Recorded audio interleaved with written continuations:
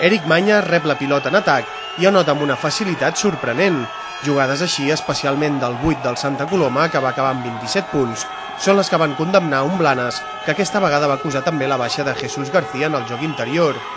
A banda de García, dissabte la resta de pivots blanencs no van estar tampoc gaire inspirats i van carregar-se molt ràpidament de faltes, especialment Sergi Palomino, que només va fer 6 punts. Tot i això, amb més coratge que una altra cosa, els locals, que van anar a remolc durant gairebé tota la segona part, van aconseguir forçar la tercera pròrroga de la temporada amb uns bons minuts finals del base Jordi Blesa i de la Minsima, un temps extra que no va servir de gaire. Fa mal perdre la pròrroga, fa mal perquè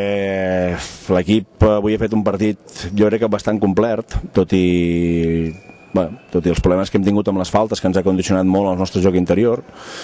però hem fet un partit, jo crec, molt seriós, treballant el que havíem dit, intentant que el Santa Coloma no jugués fàcil i no pogués fer molts contraatacs, és un equip que juga molt ràpid. Jo crec que hem fet les coses força bé, però ens falta un palet de sort, és a dir, hi ha detalls del joc en què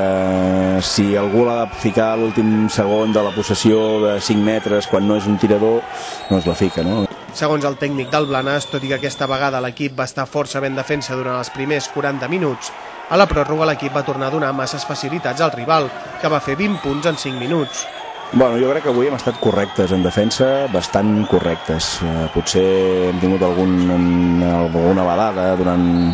el tercer quart i potser durant el primer, però jo crec que en general hem estat correctes.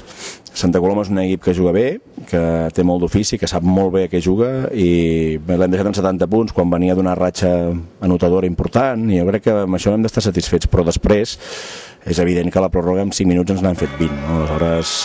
a la pròrroga hem tornat a ser un equip molt vulnerable. A més, sense respectar una mica la idea de joc que volem i sense respectar algunes normes que hem dit abans de la pròrroga, no? Després d'aquesta nova derrota a casa, la tercera de la temporada, el Blanes segueix a la part mitja-baixa de la classificació de Copa Catalunya, amb 4 victòries i 5 derrotes. La setmana que ve intentarà superar l'Igualada a camp contrari.